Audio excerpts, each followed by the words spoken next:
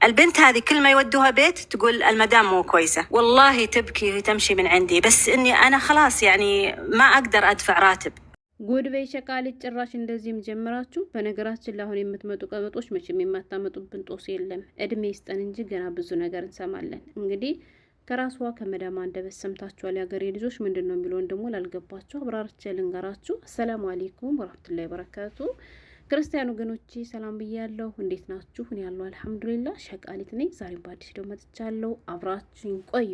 ለቻናሉም አዲስ ከሆናችሁ ላይክ እና ሰብስክራይብ በማድረግ ሸቃሎችን የተመለከተ ነገር ማግኘት መማማር ትችላላችሁ ማለት ነው። እንግዲህ ውድ ቤተሰቦቼ ለመጀመሪያ ጊዜ ነው እንደዚህ ያለ ጉድ ስሰማ። በስደት እንግዲህ በኒው አቅም ኑር ያለው ብዬ አምናለሁ። በኖርኩባቸው አመታቶች ግን እንደዚህ ያለ ጉድ ሰምቼም አይቼም አላቅም። አዲስ የምትመጡቶች እንግዲህ አዳዲስ ነገሮችን እየፈጠራችሁ ነው። ጭራሽ ብላችሁም እንደዚህም ጀምራችሁ ማለት ነው። ቆይ ሀገራችሁን፣ ቤተሰቦቻችሁን፣ ያችን የምትወዷትን የምሳሰውላት እናታችሁን ጥላችሁ የተሰደዳችሁ ስለምንድን ነው? ሰርታችሁን ለማግኘት ሰርታችሁ ለመለወጥ አይደለም እንዴ? ነገሩኝ እስኪ። አይደለም መዳም ይቅርና እናታችሁን ሀገራችሁን ጥላችሁ ተሰዳችሁ አይደል እንዴ? በማይቀለር ነገር አትቀልዱ። በነገራችን ላይ የሀገሬ ልጆች መውጣት መግባት፣ እኔ ወላይ ነው የምላችሁ በስደት ላይ አንድ ቀን ቢሆን ያለ ደሞዝ ማደር አልፈልግም። ምክንያቱም ለምን የተሰደድኩበት አላማ አለ እና አንድ ቀን ነው 2 ቀን ነው 3 ቀን ነው ችግር የለውም ብላችሁ አትሞኙ። እሺ ረጋ ብላችሁ ከአንዲቱ ተቀምጣችሁ 5-10 ብትጠረቅሙ ነው የሚሻላችሁ እንጂ ኧረ ጭራሽ በዚህ ልክ ጭራሽ እንደዚህም እውነታችሁን ነው። እና ታዲያ ለምን ተሰደዳችሁ? ለምን መጣችሁ? ማለት ይሄ ከሆነ ፍላጎታችሁ ከእናታችሁ ጉያ አትቀመጡም እንዴ? አረ እናንተ ጦሰኞች እንዴ! ስንት ጉድ ችሎ የሚሰሩቶቻችን እንዳይሸቅሉ እንዳታድርጓቸው። በእርግጥ ይሄ ነገር የሌሎቻችን አይጎዳንም፣ ግን እንደዚህ የምታደርጉቶች ትጎዳላችሁ። ማለት ለጊዜው ለእናንተ ላይ መስላችሁ ይችላል፣ ግን ወላሂ እንዳልኳችሁ ጊዜያችሁን ነው የምታባክኑ። 5 10 ጠርቅሙ። አረብ ሀገር ላይ 1 ብር ዋጋ አለ ሀገሬ ልጆች 1 ብር ዋጋ አለው ማለት ነው። ገብቷቸዋል። በሰዓታት የሚሰሩ ሰዎች በሰዓት ስንት እንደሚከፈላችሁ ታውቃላችሁ? የሌላ ሀገር ዜጎች እዚህ ዱባይ ላይ አሁን የኛ ሀገር ልጆችም ጀምረዋል ማለት ነው። በባለፈው የኔ መዳም እኔ ስራ በዝቶብኝ ግቢ ልታስጠድ አምታቸው ነበርና በሰዓት 20 ድርሃም ነው የሚከፈላቸው። ያችን ሰው ብሎ እንኳ በጠራራ ፀሐይ ነበር ያን ሁሉ ግቢ እየዞሩ እንቦላ ላይ ሲጠርጉ የነበሩት ማለት ነው። እናማ ቀለል አድርጋችሁ አትዩ 1 ቀን 2 ቀን ምናምን እያላችሁ ያ ብዙዎቻችሁ ቪዲዮን ሰምታችኋል፣ ግን ያልገባችሁ እስኪ ዘርዘር አድርጌ ልንገራችሁ። ልጅቷ ማለት ነው ከኢትዮጵያ መጣችና መዳም ቤት ውስጥ ገባች። መዳም ቤት ውስጥ ገብታ እንግዲህ እየሰራች እያለ ያው ሁሉም አረቦች አንድ እንዳልሆኑ እናውቃለን። ብዙ መልካም ሰዎች አሉ፣ ብዙ መጥፎችም አሉ። አንዳንድ መልካም ሰዎች እንግዲህ የሰው ሀቅ አይፈልጉም። ገብቷቸዋል። ሰዎችን መበደል ስለማይፈልጉ አንዳንድ አረቦች የሚዋጡት የሚዛለቁት ይመስላቸውና ሰራተኛ ከኢትዮጵያ ጠልበው ያስመጣሉ። ከዚያ ሰራተኞቻቸው መጥተው የተወሰነ ወራት ከሰሩ በኋላ እነዚያ ሰዎች እንግዲህ አቅም ያጥራቸዋል ማለት ነው። ገብቷቸዋል። እና መልካም ሰዎች ስለሆኑ እንጂ አንዳንድ መጥፎ ሰዎች ቢሆኑ ዛሬ ነገ ከፍልቻለሁ እያሉ እነዚህ አይነቶቻችን በነፃ የሚያስፈጉ ብዙ አረቦችም እንዳሉ እናውቃለን። ለስንት ዓመት ያክል እንዲሁም በአንዳንድ ነገር አደንዝዘውቶቻችን ምንም አይነት ደሞዝ እንዳይጠይቁ ምንም ወደ ሀገር የመግባትን ነገር እንዳያስቡ አድርገው እድሜያቸው እስከሚገፋ ጉልበታቸው እስከሚያልቅ ድረስ እንደዚህ የሚያስፈገፍጉ ሰዎች እንዳሉ እናውቃለን። ከዛ የሚፈልጉት ነገር ከሆነላቸው በኋላ ከ14 ከ15 ከ20 ዓመት በኋላ ያን ያደረጉትን ነገር አስነስተው እህቶቻችን 14 ዓመት ከዚህ ነበርኩኝ፣ የቤተሰቦች ስልክ ጠፍቶብኛል፣ የማስታውሰው ነገር የለም እያሉ ስንቶች እየመጡ እያየን ነው አይደለ? እና እንደዚህ የሚያደርጉ ብዙ አላህን የማይፈሩ እንዳሉ ሁሉ ደግሞ ብዙ መልካም አረቦች እንዳሉ እንግዲህ በዚች መዳም እየሰማን ነው ማለት ነው። እና ይቺ መዳም ሰራተኛ መታ የተወሰነ ወራቶችን እንዳሰራቻት አቅም ያጥራታል ማለት ነው። ለሰራተኝቱ ደሞዝ መክፈል አልቻለችም እና ደሞዝ አልከፍልሽም፣ ከተቀመጭ ተቀመጭ፣ ከሄድሽ ሂጂ አላለቻትም። ገብቷቸዋል። እሷም መዘለም ስላልፈለግኩኝ ወደ ቢሮ መለስኳት ነው ያለችው። ወደ ቢሮ ከመለሰቻት በኋላ ልጅቷ ከሌላ ሰው ቤት በተደጋጋሚ እንግዲህ ከቢሮ መታ ሌላ ሰው ቤት ጋር ገባች ማለት ነው። ከዚያ ከገባች በኋላ ያን ቤት አልተመቸኝም ብላ ድጋሚ ተመልሳ ወደ ቢሮ መጣች። አሁንም ድጋሚ ሌላ ሰው መጥቶ ወሰዳት። አሁንም ተመልሳ መጣች።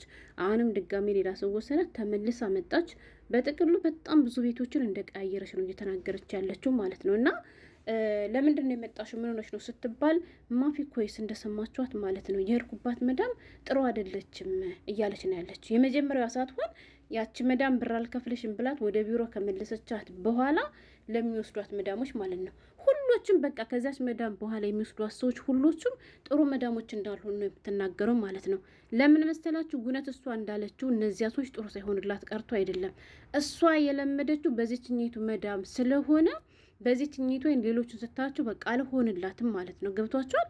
እና ይች ልጅ ይባስ ብላ በተደጋጋሚ አረብ ቤት ውስጥ እየገባች ስትመላለስ መዳሟም እኔ ጋር ብትሆን እኮ እኔ እወዳታለሁ ያችኛዋ ልጅ እያለች ያለችው እኔ ችኝቱን መዳም ነው የምወድ፣ በጣም ነው የምወዳት፣ በጣም ጥሩ ሰው ነች፣ ከእሷ ቤት ውጭ ሌላ ቤት እጅ መስራት አልፈልግም እያለች እንግዲህ በግልጽ እየተናገረች ነው ለመክተቦቹ ራሱ ማለት ነው።